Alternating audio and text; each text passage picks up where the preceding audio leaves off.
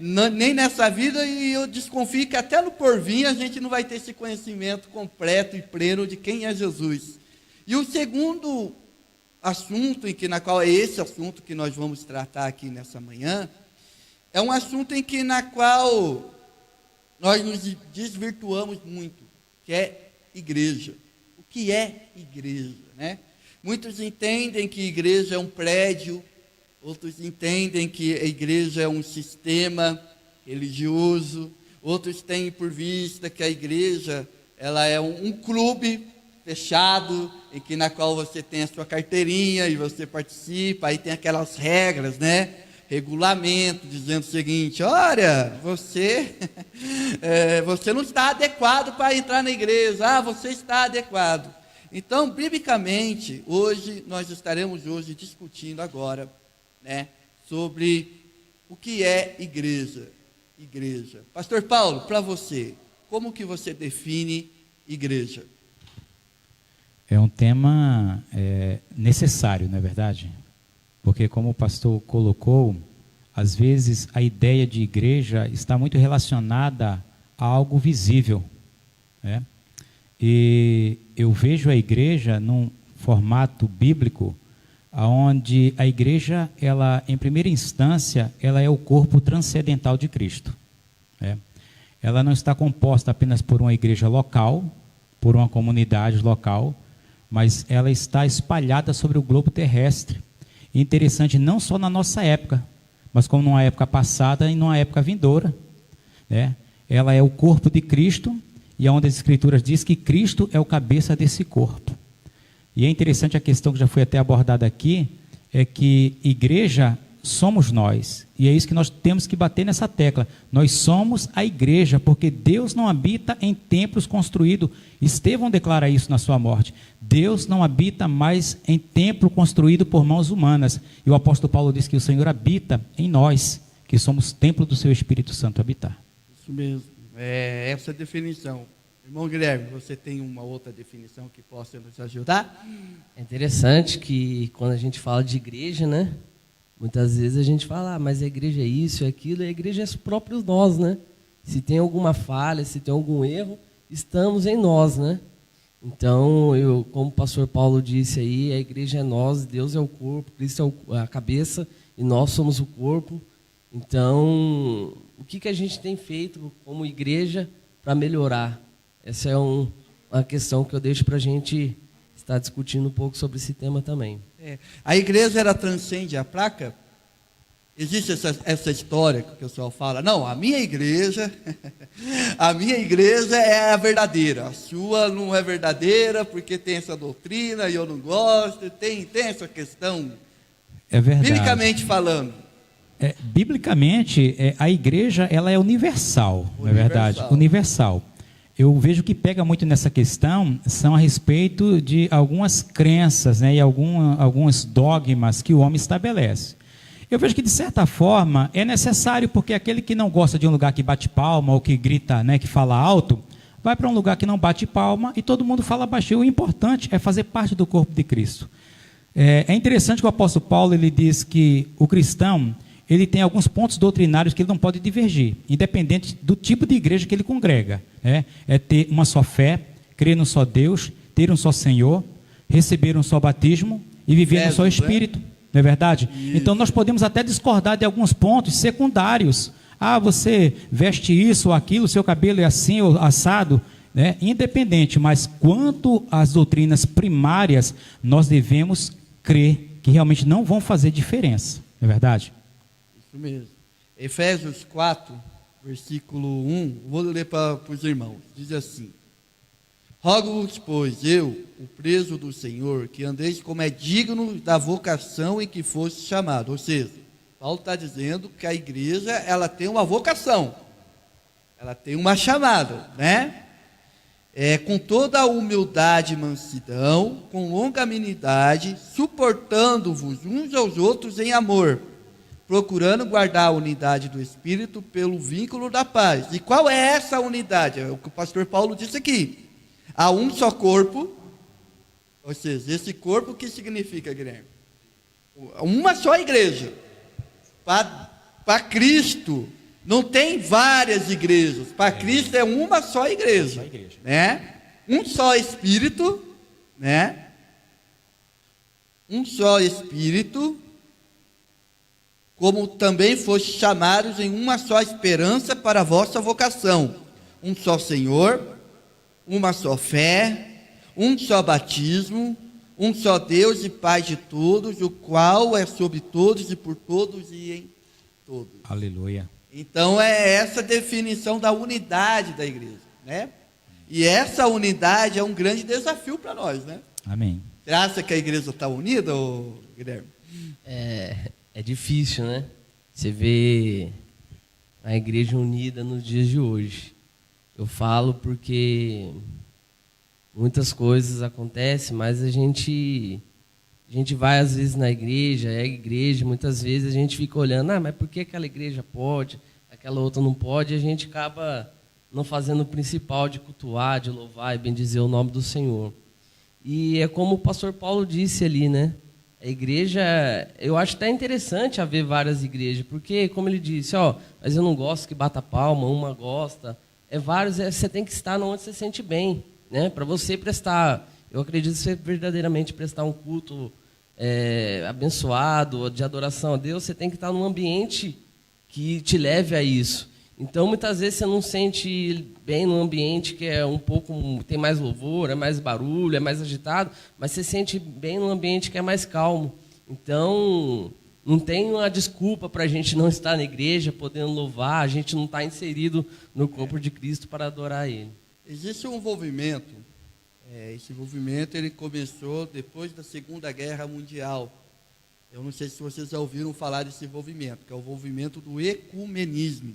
Ecumenismo é um movimento na qual começou, quem deu essa iniciativa foi a Igreja Católica, né? E eles têm como missão de unir todas as igrejas, independente independente das crenças, né? Então eles têm essa visão. E muitos pastores são contra essa visão por causa dessas diferenças, vamos dizer assim, doutrinárias, né? Dessas diferenças. Mas eu penso que, eu tenho a seguinte opinião, irmãos. Essa unidade que Deus, Ele coloca na igreja, que Ele quer na sua igreja, ela transcende o que a palavra de Deus fala, independente das nossas crenças, independente das nossas doutrinas, daquilo que a gente acha que é certo ou errado, né? A irmã Fabiana, ela está comentando aqui o seguinte, olha só o que ela fala. São vários interesses individuais na igreja, acaba criando conflito entre os irmãos. Por isso, a igreja, ela tem que buscar em conjunto o quê? A vontade de Deus. E é isso mesmo, né, pastor? Assim, nós, muitas vezes, estamos, na verdade, congregando na igreja, mas nós queremos apenas o nosso próprio interesse, né? Não é verdade? Pastor, isso aí que ela falou é muito interessante, porque a Bíblia ela vai dizer o seguinte, que o Senhor, Ele fez de ambos os povos a sua igreja. O versículo 13 do capítulo 12 de 1 Coríntios, ele fala assim, pois em um só Espírito todos nós fomos batizados, em um só corpo, quer judeus, quer gregos, quer escravos, quer livres, e a todos nos foi dado beber de um só Espírito.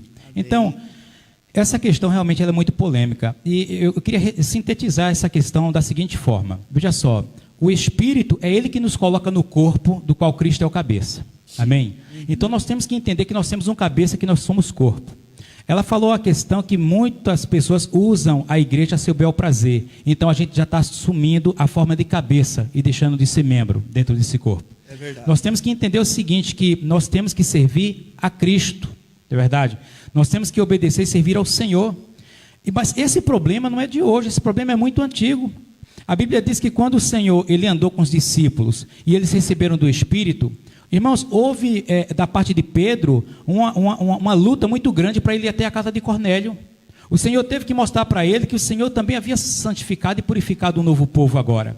E a Bíblia diz que quando Pedro volta ali da casa de Cornélio e chega a Jerusalém, ele tem que se justificar para os demais apóstolos, porque ele entrou na casa de um não-judeu.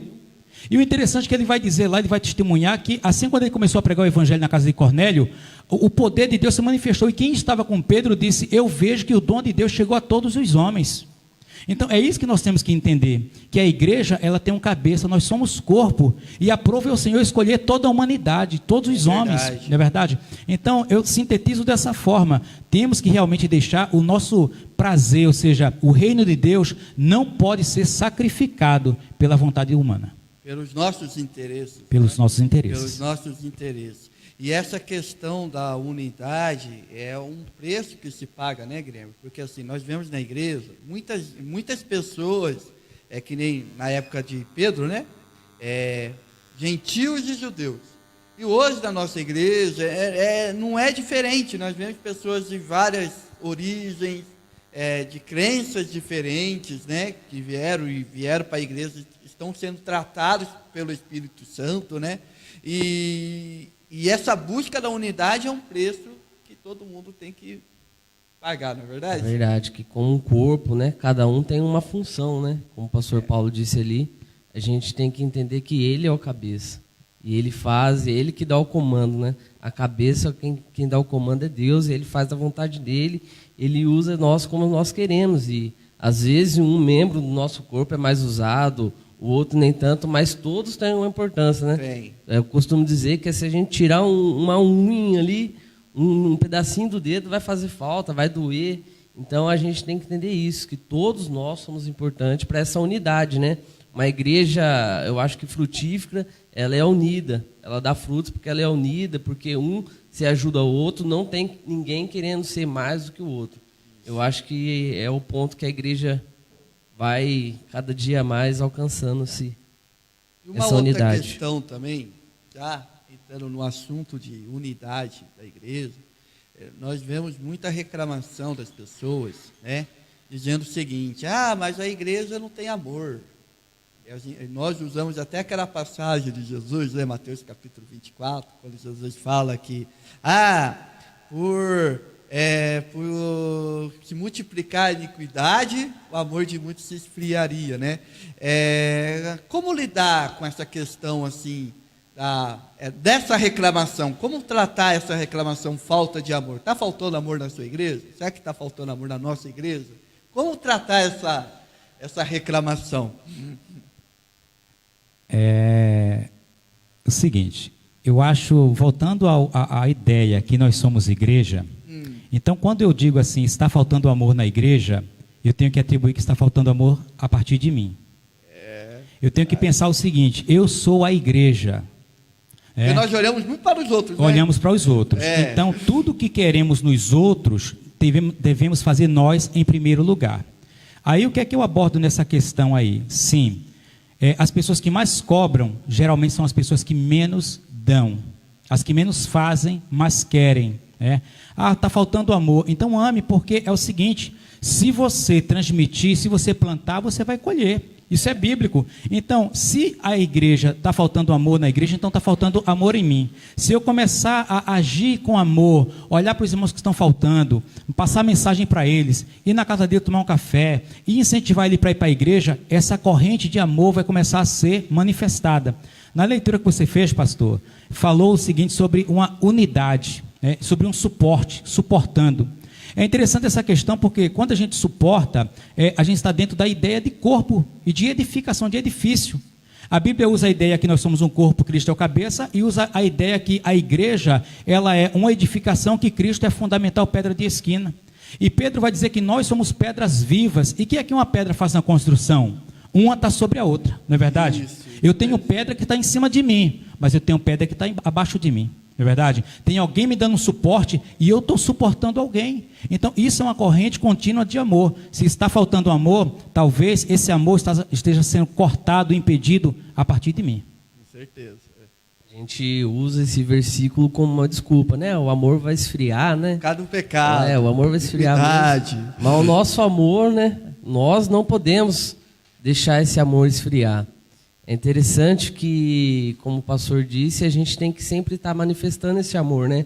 Amando, ouvindo. Às vezes não é só palavras, às vezes não é só gesto, mas é um abraço, é poder ouvir uma pessoa mais velha, é poder ajudar uma pessoa mais nova. Isso é manifestar o amor de Deus também. Glória a Deus, é isso mesmo, manifestar o amor. Outra coisa também que eu vejo muitas pessoas falando, comentando, né?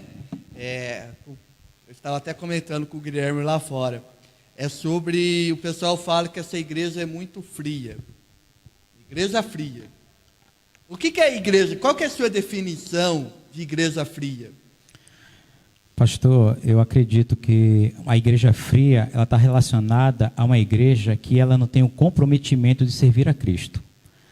Às vezes atribuímos que uma igreja ela é fervorosa ou pentecostal a partir do ponto que ela manifesta os dons do Espírito, não é verdade? E nós vamos ver que a igreja de Coríntios era uma igreja que ela era abundante em dons, mas não abundava em fruto. E eu acredito que o que faz uma igreja ser fria não é ela não exceder em dons, mas ela não manifestar o fruto. A falta de dom, a falta, né? O fruto do Espírito, ele é necessário. E isso que vai mostrar que de fato há um fervor. A vida de Deus, o fervor da vida de Deus não está numa demonstração externa, mas eu acredito que ela primeiro ela vai iniciar dentro de nós. Às vezes essa questão de uma igreja fria, porque a igreja é sobre padrões de família, tem igreja que salta, tem igreja que pula, tem igreja que glorifica mais alto, mas tem aquelas que são, mas ela não deixa de ter o fervor, porque o fogo do Espírito é que nos motiva numa vida de santidade. Glória a Deus. Está conosco aqui, acabou de chegar aqui conosco aqui, né, para nos ajudar nessa meditação nossa aqui, né? O nosso pastor, vice-presidente do nosso campo, escritor, comentarista da lição da Escola Bíblica Dominical, né? 2 lições, né, pastor? 2 lições, pastor Pádua Rodrigues. Bem-vindo, pastor Pádua. Tudo bem? Graças a Deus. É bom estar com vocês aqui. Bom dia a todos, a paz do Senhor Jesus, aos ouvintes do programa Aos Pés da Cruz. É um privilégio estar aqui junto com vocês, os ouvintes da Rádio Shalom, não é? Deus abençoe todos vocês. É um prazer estarmos aqui para a gente pensar juntos, refletir juntos e aprender juntos, né? Também aqui a paz de Cristo aqui para os companheiros. Amém, glória a Deus. Pastor Pádua, já convido você a entrar na roda aqui. É o seguinte, nós estamos falando sobre a igreja, nós estamos tratando as principais reclamações que as pessoas têm da igreja, né? E uma das reclamações, assim, nós já falamos, essa igreja tem falta de amor, e outros falam que a igreja é fria. Essas reclamações, ao seu ver, você que tem uma larga experiência pastoral, né? Como lidar? Qual é a resposta que um pastor tem para essas indagações que o povo diz? Esse é o desafio, né, de todo pastor sério, de todo pastor chamado por Deus. O desafio é o equilíbrio. O desafio é exatamente o equilíbrio. A gente está sempre, a meu ver, numa tensão entre dons e entre o fruto do Espírito. Parece que a todo instante a coisa tende a pender para um dos lados. Eu entendo que o equilíbrio é o alvo bíblico. Uma igreja abundante em dons e uma igreja que manifesta o fruto do Espírito, sobretudo o amor. Amém. Amém. Porque o fruto, ele tem mais a ver com o caráter, né? Ele trata o caráter, né? Então não adianta, eu penso assim, não adianta a pessoa ter dom e não ter o seu caráter trabalhado pelo Espírito Santo, né, Guilherme? Verdade, né? O caráter é tudo, né? Digo que o caráter vai na frente, né? Diz a que a gente é, realmente. Então é complicado essas questões.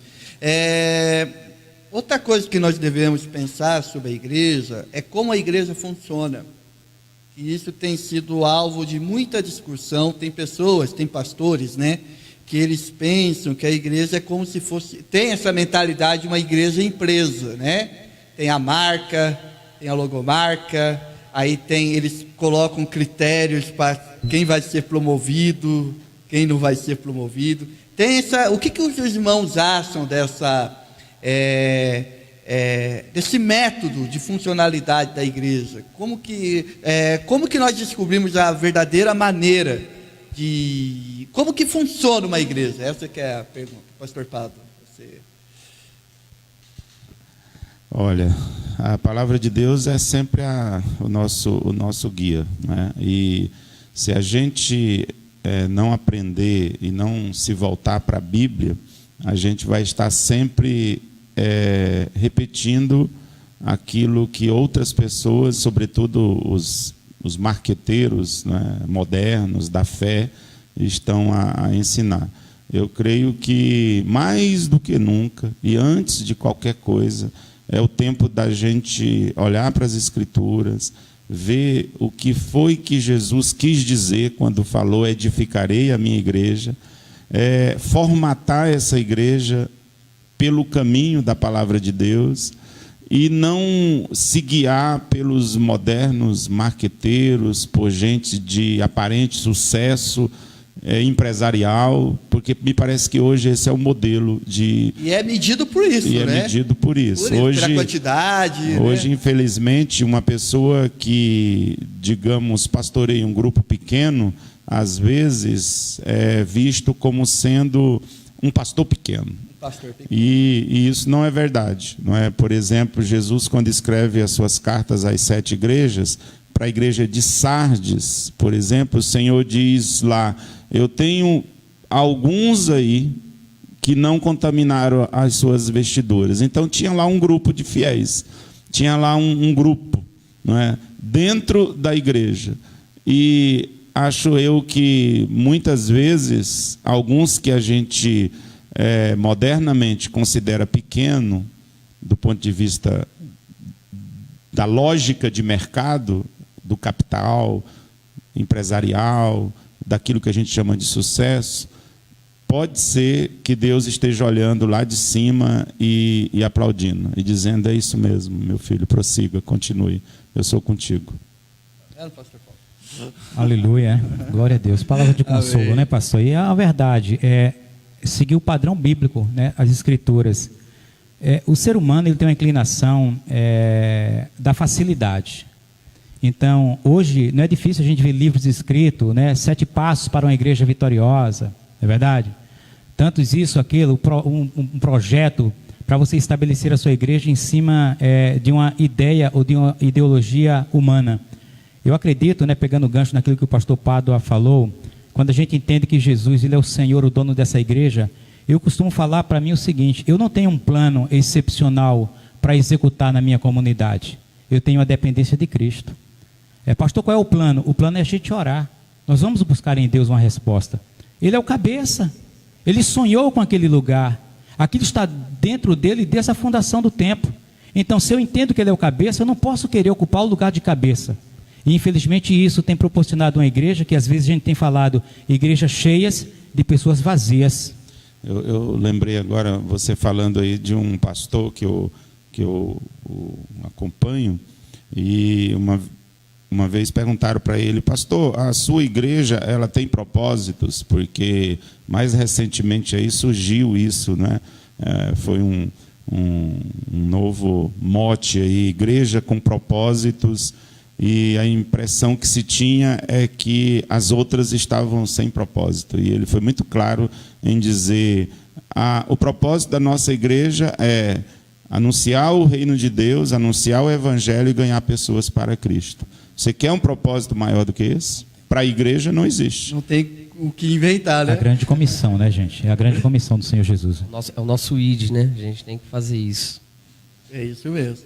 E essas questões que envolvem a igreja são questões assim que na qual merece a nossa meditação, porque a minha preocupação, quando nós lemos a palavra de Deus e começamos a estudar, parece que as pessoas estão distantes dessa realidade bíblica, né? Um tocante na questão do projeto, né? Às vezes nós fazemos um projeto e tal, não vai, a igreja vai crescer e tal, como uma igreja com propósito, a questão da igreja de células também, né? Então, às vezes, nós colocamos a nossa fé São modismos, né? Modismos que vêm e vão. E da forma como vieram, eles irão embora. E a verdadeira igreja de Cristo continuará marchando, fazendo a obra, incluindo isso. Às vezes as pessoas falam de coisas como se eles tivessem descoberto que a igreja já está fazendo desde o Pentecoste. Isso mesmo. Interessante é que dentro disso daí, as pessoas, elas não de fato se chegam a Cristo. Eu vejo que até algum tipo de planejamento para atrair pessoas, ele poderia até ser válido, porque às vezes a pessoa consegue juntar tantas pessoas, mas o que fazer depois com essas pessoas? Eu acho que a partir dali, se a palavra fosse ensinada, doutrinada, porque a partir de tudo, eu posso criar uma estratégia de atrair pessoas, mas de convertê-las não. O apóstolo Paulo diz que um semeia, outro rega, mas quem dá o crescimento é o Senhor. E quando me perguntam assim, e a igreja, e o crescimento dela? Eu digo, irmãos, naquilo que eu posso fazer, temos feito, mas o crescimento ele vem de Cristo. Podemos, sim, criar de repente até uma forma de, uma estratégia de atrair pessoas, mas quando ela chegar, eu devo apresentar Cristo a ela e deixar com que o Espírito Santo faça o que ele faz de melhor, convencer o pecador do seu pecado. Em 1 Coríntios 3, Paulo diz isso, né? Ele diz, olha, eu plantei, o meu trabalho foi esse, foi plantar, e ele estava certo que a semente, ela é poderosa para ela poder produzir. Ele diz, eu só plantei. Dizem que na época da Reforma Protestante, Martinho Lutero foi questionado sobre o trabalho dele já depois de deflagrada a Reforma, algum tempo depois, e disseram para ele assim, você viu o que você fez? Você tem noção, você viu o que foi que você fez? E ele disse, eu não fiz nada, eu só preguei a palavra fez tudo. Amém, isso mesmo. E essa questão da palavra é uma coisa que eu estava comentando com o Guilherme lá fora também. Hoje em dia, eu vejo muitas pessoas, pregadores, pastores, né, fazem o apelo, né, a questão do apelo, aí vai um monte de gente lá no apelo. Nós perguntamos, por que a igreja faz congresso? Aí, um dos objetivos que o pessoal fala do congresso, festividade, é salvar almas. Beleza. Faz o apelo, vai todo mundo lá na frente, todo mundo assina o contrato, né? A visão que me dá é essa, né? É uma visão de que o pregador, o pastor, é como se ele fosse um vendedor, que ele tem uma meta para cumprir, aí cumpriu a meta, assina. Só que isso está distante do que a palavra diz, né? Porque, na verdade, não basta só ter essa demonstração pública da pessoa de ir lá na frente. Há de se ter uma adoção, né, que é a questão do discipulado, né, que foi que nós tratamos na nossa conferência da Escola Bíblica Dominical, que nós fizemos lá no Centro de Convenções, né, pastor? Exatamente, porque aí entra outra parte, não é? Que também ainda 1 Coríntios capítulo 3, e Paulo diz, e Apolo regou. Então, eu plantei, mas há necessidade de que alguém cuide dessa semente no sentido de propiciar a ela o cuidado necessário. Mas, em última análise, não existe, o milagre não está em plantar e nem tampouco em regar. Qualquer pessoa pode fazer isso. Qualquer pessoa pode jogar uma semente na terra, seja ela qual for, e qualquer pessoa pode ir lá e jogar água nessa semente. O milagre, e a ciência mostra, está nessa semente morrer e germinar e produzir vida. O milagre está lá dentro da terra, de um modo invisível e maravilhoso, sendo realizado por Deus. E aí Paulo conclui, de modo que nem o que planta, nem o que rega não são nada, mas sim Deus, que faz todas as coisas crescerem. Amém. Interessante, pastor, dentro dessa análise aí perfeita, o apóstolo Paulo fala em 1 Coríntios 15, né, que Cristo ele é o princípio, né, dessa semeadura. Ele é aquele que morreu e que ressuscitou. E é interessante que às vezes a questão, falando de dons e fruto do Espírito, é que a Bíblia sempre vai estar entrelaçada, não é verdade? Às vezes a ideia de Pentecostes está muito ligado a isso, ao fogo, ao fervor, e na realidade é a grande sementeira, né? Ou melhor, a grande semeadura que foi feita. Na verdade, o início da igreja ali, quando o apóstolo Pedro prega o evangelho, ele pôs a semente, mas o Senhor convenceu e deu crescimento ali. Então Cristo, como o princípio, o começo da primeira semente, ele morreu, né? Ressuscitou, e quando Jesus ressuscita, ele faz germinar, brotar infinidade de vidas que confessariam o seu nome. Eu vejo que a riqueza do evangelho e a grandeza da igreja está nisso, está no Senhor, e muitas vezes o homem, no seu orgulho, na sua soberba, acredita que toda obra está relacionada a ele, e como o pastor Pádua colocou, pregar, qualquer um pode pregar, né, pastor? Até como o apóstolo Paulo diz, alguns pregam pela soberba, alguns pregam por vanglória, e diz, tudo bem, não tem problema não, o que importa é que a palavra seja pregada. Outros vão cuidar, outros vão regar, sim, mas o crescimento só o Senhor que dá. E às vezes a ideia do falso crescimento, né? Às vezes o crescimento a gente mede por quantidade de pessoas ali, e não por conversões verdadeiras, não é verdade? Guilherme? Esse crescimento, eu vejo é bom o crescimento, mas e a qualidade, né, pastor? A gente vê muitas pessoas, a igreja aumentando, glória a Deus, mas e a qualidade, e o acompanhamento dessas pessoas? Será que elas estão sendo acompanhadas ao ponto que elas possam permanecer firmes na fé, permanecer firmes em Cristo? Exatamente. Um grande evangelista americano que Deus usou grandemente no século 18, uma vez depois de um grande culto de avivamento, ele era um grande evangelista, depois de ter pregado e o convite foi feito, muita gente veio à frente fazendo a sua decisão. Perguntaram para ele quantas pessoas haviam se convertido, e aí ele respondeu assim: nós só saberemos mesmo daqui a uns 5 anos. É isso mesmo, desse jeito. Para nós terminarmos a nossa discussão aqui, a nossa reflexão, eu gostaria de perguntar para cada um de vocês o seguinte: como que se mede o sucesso de uma igreja? Pastor Pádua. Sucesso de uma igreja. Eu respondo o que eu tenho procurado, pelo menos com muito temor, trazer para a minha vida. O sucesso de uma igreja se resume em fidelidade, em ela ser fiel, que é o que o Senhor Jesus pede para a sua igreja. Jesus não pede performance, Jesus não pede nem mesmo resultados, ele pede fidelidade, ser fiel. O Senhor diz isso e repete isso, por exemplo, nas suas cartas para a igreja do Apocalipse, ou para as 7 igrejas onde ele escreve. E essa é a grande exigência. Ser fiel. Paulo escreve aos Coríntios no capítulo 6, e ele diz isso em relação aos líderes, que o que é importante para o despenseiro é que cada um seja encontrado fiel. Os resultados vêm depois.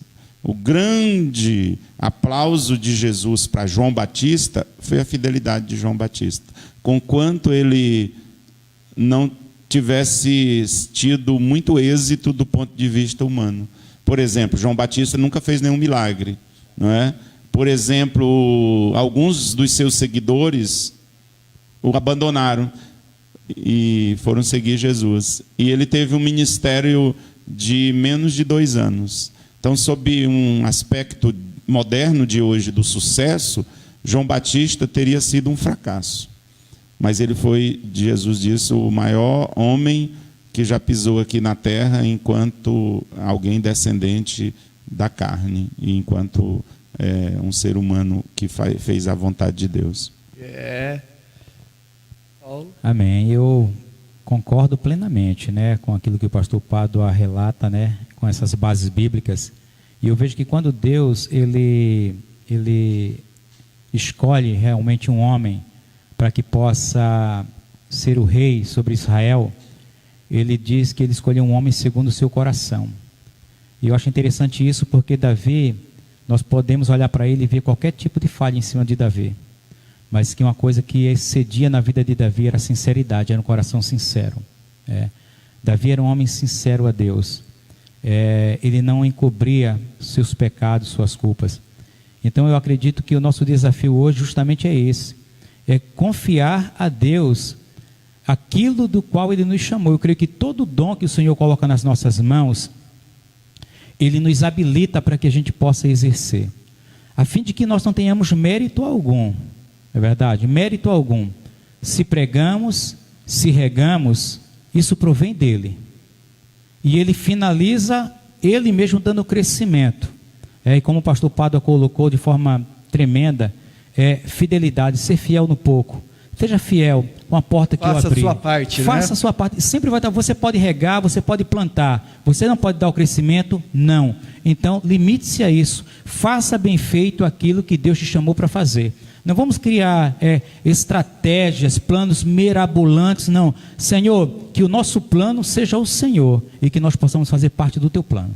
Glória a Deus. Guilherme? Só interagindo aqui, pastor, com os irmãos que estão nos assistindo aí, o Bruno disse exatamente isso que o pastor Paulo disse aí. Ele colocou uma frase que a igreja não é chamada para ser eficiente, grande ou rica, ela é chamada para ser fiel, né? Esse é o nosso ponto, ser fiel. Se a gente quer uma igreja bem cedida, a gente tem que ser fiel a ela. É isso mesmo. Então, está aí o nosso quadro, né? Bate-papo teológico sobre a igreja. Isso aqui que nós estamos comentando é apenas, assim, princípios basilares. São princípios, assim, que cada assunto que nós comentamos daria programas e programas e programas, não é verdade? Então, agradeço a cada um de vocês por estar aqui, atendendo ao nosso convite aqui. Graças a Deus, nós estamos cumprindo o nosso propósito, que é de ensinar ao povo, né, o que a Bíblia realmente diz, né? Então, você que interagiu conosco, estou muito grato ao Bruno, ao irmão Gilberto, ao meu amigo, irmão Juliano, o irmão Bruno também. Graças a Deus por vocês e continue interagindo conosco, amém? Eu quero aqui dar alguns avisos, né? Nós já estamos encerrando o nosso programa. Hoje, infelizmente, nós não teremos o quadro Louvores que Marcaram Época, mas semana que vem, sábado que vem, dia 18, nós estaremos aqui falando sobre os louvores que marcaram época, amém? Quero aqui falar dos nossos patrocinadores, né, que estão nos ajudando a fazer esse programa com muito amor e carinho. O primeiro patrocinador é do nosso pastor, irmão Daniel, vice-dirigente da nossa igreja, Marcenaria Carvalho. Você que está precisando de móveis planejados, né? Você que está precisando fazer um projeto para o seu escritório, para o seu apartamento, para a sua casa. Eu tenho um irmão que é de altíssima competência, irmão Daniel, Marcenaria Carvalho. Está aí o telefone dele, anota aí, 12 997 13 3658. 12 997 13 36 e 58. Também está com aí também, nós temos também o outro patrocinador, né? O irmão Carlinhos, né? Auto Socorro, irmão Carlos, né? Se o seu carro estiver precisando de um socorro mecânico, o irmão Carlos estará te socorrendo, amém? Telefone dele é o seguinte, 12 98804 2639.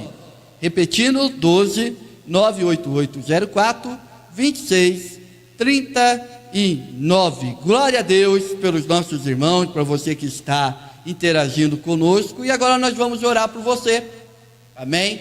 Nós estaremos orando, você que colocou aqui um pedido de oração, nós estaremos orando pela sua vida agora, amém? Pastor Pádua, pode fazer a sua oração pelos nossos ouvintes, amém?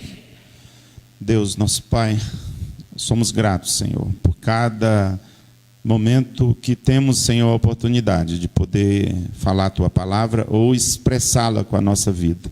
Te apresentamos essa pessoa, Senhor, distante de nós, mas perto de Ti, aonde elas estiverem, Senhor. Por mais distante que elas possam estar, de nós aqui, Senhor. Que tua mão as alcance, que a tua palavra poderosa as liberte. Glória a Deus. E que o teu Filho, o teu Cristo, seja revelado a elas, Senhor. Eu peço que seja isso, em nome de Jesus. Amém. Glória a Deus. Receba a bênção, receba a operação de Deus na sua vida. Nós somos da Igreja Evangélica Assembleia de Deus de São José dos Campos, congregação do Santo Inês 1. Nós temos culto toda quarta-feira, culto da família, sexta-feira, culto de ensino. Pela manhã, a nossa escola bíblica dominical, que está uma bênção a nossa escola. Nós estamos estudando sobre o Evangelho de João. E Deus está, por mim, Ele já está transformando a minha vida, porque eu estou tendo uma nova concepção de quem é Jesus através do Evangelho de João. E à noite, o nosso grande culto de missões, né? Nosso grande culto. Você que mora no Santo Inês 1, 2, Coqueiro, região leste, está de passagem aqui em São José dos Campos, eu queria um lugar para congregar, você é o nosso convidado especial. O nosso endereço é Rua Ricardo Paiva Vieira, número 251, Santo Inês 1. E o nosso ponto de referência é o Parque Ecológico do Santo Inês 1, você está convidado, amém? Também nós temos também a nossa congregação do Vila Tatetuba, né, pastor? Glória a Deus. Exatamente. Então, para vocês que talvez já ouviram falar, é uma igreja de 61 anos de existência ali, plantada naquele bairro. Convido você, Rua das Araras, 69, bem próximo do pronto-socorro da Vila Industrial. Será um prazer recebê-los lá e poder abraçá-lo e poder ter junto com você um tempo de comunhão e aprendizado. Amém. Se você também tem a igreja comunidade, Primeiro Amor também, né? Amanhã temos culto lá. Sim, também, né? a comunidade cristã Primeiro Amor, na Rua Óbidos 110, lá no Parque Industrial. Amém. Glória a Deus pela vida dos irmãos. Agora eu tenho um aviso muito importante. O irmão Herbert vai soltar o vídeo aí. Presta atenção nesse aviso aí.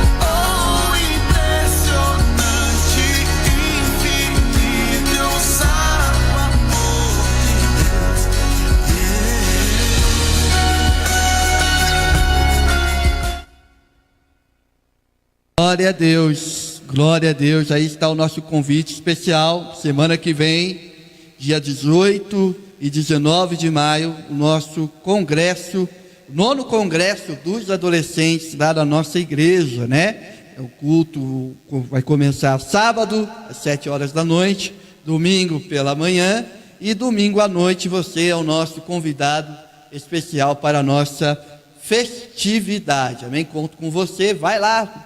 Vamos adorar a Deus junto, e eu tenho certeza que Deus vai manifestar a sua presença e a sua palavra no nosso meio. Amém? Por favor. Aos nossos ouvintes, vocês que têm nos acompanhado aqui, além do privilégio de estar aqui conversando com vocês, convidá-los, dias 6, 7 e 8, nós teremos o aniversário da nossa igreja, Assembleia de Deus em São José dos Campos, 78 anos. Do campo todo, né? Do campo todo, de todo o nosso ministério, nós estamos preparando uma grande festa e tentando impactar essa cidade. No dia 1º nós teremos uma caminhada e uma carreata na região sul, com toda a igreja. No dia à noite, no mesmo dia 1º, a gente terá um casamento coletivo. Se for algo que possa servir a você, nos procure. É completamente gratuito. E no dia 8 nós teremos a nomeação de uma praça na região leste, vai ser chamada de Daniel Berg. Nós vamos presentear a cidade com o nome de uma praça que nos reporta aos nossos pioneiros das Assembleias de Deus. E ao longo desses dias todos que acabei de dizer, 6, 7, 8 pregadores, cantores, pastores e gente que vai estar conosco para celebrar os 78 anos das Assembleias de Deus em São José dos Campos. Deus te abençoe. Só pegando um gancho no pastor Pado aí, quem não conhece o Centro de Convenções da nossa igreja, fica em frente ao Vale Sul Shopping, do outro lado da Via Dutra, em frente da passarela. Vai ser um prazer receber vocês lá, amém? Amém, glória a Deus. Então, um abraço a todos vocês, que Deus possa derramar sobre as suas vidas grandes bênçãos. E eu que já quero desde aqui de desejar feliz Dia das Mães para todas as mães que nos assistem, as mães da nossa igreja, que Deus possa abençoar cada um de vocês, amém? Deus abençoe, e semana que vem, sábado, às 9 horas da manhã, nós estaremos aqui novamente com o programa Aos Pés da Cruz.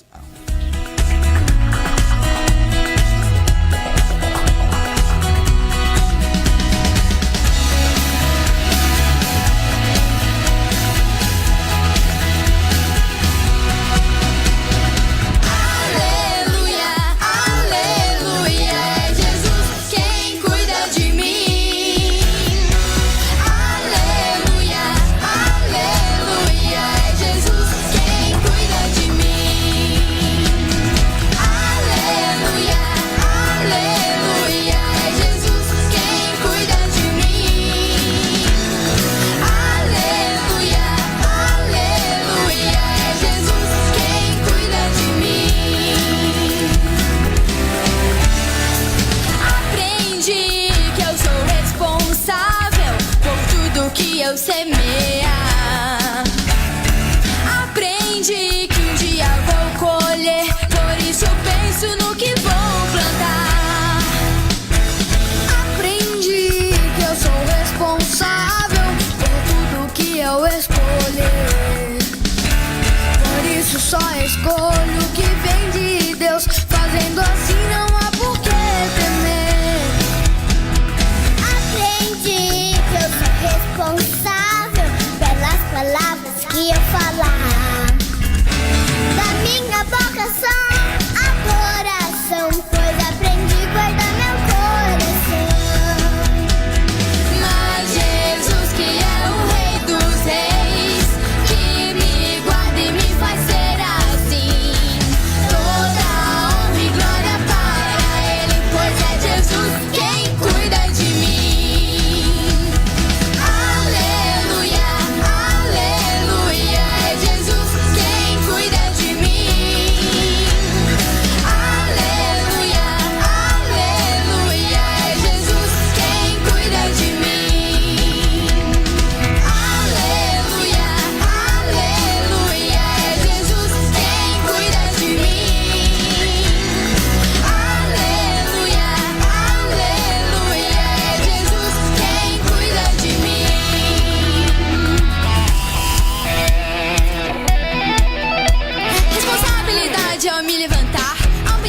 No que semear, responsabilidade no que escolher, no que estou fazendo para não errar, responsabilidade no que vou falar, no que aprender pra Deus adorar. Jesus me ensinou que devo ser